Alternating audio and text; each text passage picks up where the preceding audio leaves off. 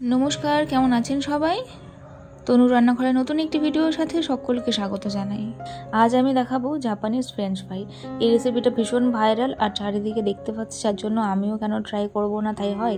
তো আপনাদের জন্য নিয়ে চলে এসেছি আমি কিভাবে বানিয়েছিলাম খুব সহজে, একদম ক্রিস্পি, একদম জাপানিজ ফ্রেঞ্চ ফ্রাই। খেতে কিন্তু দুর্দান্ত স্বাদ হয়েছিল, নর্মাল ফ্রেঞ্চ ফ্রাইয়ের থেকে একদম আলাদা। আমি এখানে 4-5টা আলু নিয়েছিলাম, সেই আলুটা ভালোভাবে সেদ্ধ যাতে হয়ে যায়, যার জন্য এখানে আমি একটু মাঝখান থেকে কেটে কেটে আলুটাকে আমি বয়েল করবার জন্য দিয়ে দিলাম। ভালো করে এটাকে সেদ্ধ করে নিতে হবে প্রথমে। তো জল দিয়ে দিয়েছি, জল দিয়ে ভালো করে এটাকে সেদ্ধ করে নিচ্ছি। তো এই রেসিপিটি বানানো এত সহজ আর একদম কম জিনিসে হয়ে যায়, বাড়িতে থাকা কিছু উপকরণে। আপনারা যে কেউ ট্রাই করতে পারেন, সকলেই সাকসেসফুলভাবে বানাতে পারবেন, কথা দিচ্ছি আমার রেসিপিটি দেখলে। তো এটা ভালোভাবে সেদ্ধ হয়ে গেছে, ওটা ততক্ষণে ঠান্ডা হোক। বাকি মশলাগুলো কি নিয়েছি সেটা আমি প্রথমে এখানে দেখিয়ে দিই আপনাদের। চলুন তবে শুরু করি। তো তেমন কিছুই না, এখানে প্রথমে 1/2 চামচ মতন অরিগানো, 1/2 চামচ মতন গোলমরিচ গুঁড়ো, 1/2 চামচ মতন নিয়ে নিয়েছি চিলি ফ্লেক্স, আর নিয়ে নিয়েছি পেরি পেরি মশলা, আর স্বাদের জন্য নিয়ে নিয়েছি নুন। এখানে 4 চামচ মতন নিয়ে নিয়েছি কর্নফ্লাওয়ার। এইবারে যদি আপনাদের বাচ্চারা খায় তাহলে আপনারা স্কিপ করতে পারেন চিলি ফ্লেক্সটাকে, আর না হলে দিতে পারেন, অসম্ভব স্বাদ হবে। তো প্রথমে এখানে আলুটাকে আমি হাতে ম্যাশ না করে গ্রেটারে গ্রেট করে নিচ্ছি। এতে করে কিন্তু আলুর মধ্যে কোনো লাম্পস থাকবে না, বানাতে কিন্তু সুবিধা হবে, যার জন্য এটা আমি গ্রেটারে কিন্তু ভালো করে গ্রেট করে নেব। তাহলে স্মুথ একটা ডো কিন্তু আমরা তৈরি করতে পারবো। তো কে কোথা থেকে ভিডিওগুলো দেখছেন অবশ্যই জানাতে ভুলবেন না। যদি আজকের ভিডিওটি আপনাদের ভালো লেগে থাকে তাহলে অবশ্যই চ্যানেলটিকে লাইক, শেয়ার, সাবস্ক্রাইব করে বেল নোটিফিকেশানটি অন করে রাখতে হবে নতুন ভিডিও নোটিফিকেশান পাওয়ার জন্য। তো এইখানে এবারে মশলাগুলো একে একে আমি অ্যাড করে নিচ্ছি। চিলি ফ্লেক্স দিলাম, গোলমরিচ গুঁড়ো দিলাম, স্বাদ মতো নুন দিলাম, আর এখানে আমি দিয়ে দিয়েছি অরিগানো। এইবারে এই আলুর মধ্যে কর্নফ্লাওয়ারটা আমি এখানে দিয়ে দিলাম। আপনারা আপনাদের প্রয়োজন মতন দেবেন। আমি প্রথমে 3 চামচ মতন দিয়েছি, তারপরে কিন্তু বাকিটাও অ্যাড করেছিলাম। যতটুকু প্রয়োজন সেই অনুযায়ী কিন্তু দেবেন। তো এই ফ্রেঞ্চ ফ্রাইটা এতটা লম্বা কি করে হয় সেটাই কিন্তু প্রসেসটা আজকে আমি দেখাবো। তো এরপরে আমি বাকি কর্নফ্লাওয়ারটা এর মধ্যে অ্যাড করে দিলাম, দিয়ে ভালো করে এটাকে কিন্তু ময়দার মতন মেখে নিতে হবে।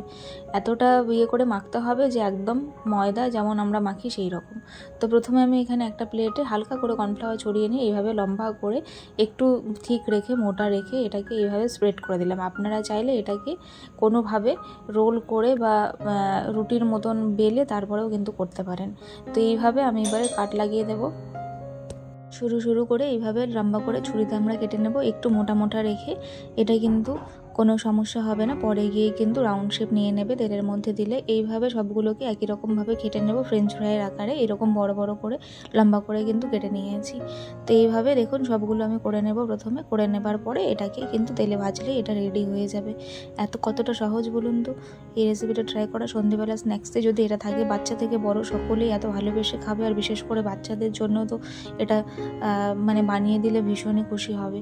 তো এইবারে তেলটা হালকা করে গরম করে এই তেলের মধ্যে আমি ধীরে ধীরে এটাকে ছেড়ে দিচ্ছি। আপনারা দেখতেই পাচ্ছেন কত সুন্দরভাবে লম্বা হয়ে কিন্তু এটা হয়ে গেছে। তো এইভাবে সবগুলো কিন্তু আমি ভেজে নেব সুন্দর করে। আর ফ্লেমটা কিন্তু একদম মিডিয়াম রাখতে হবে, হাই করা যাবে না।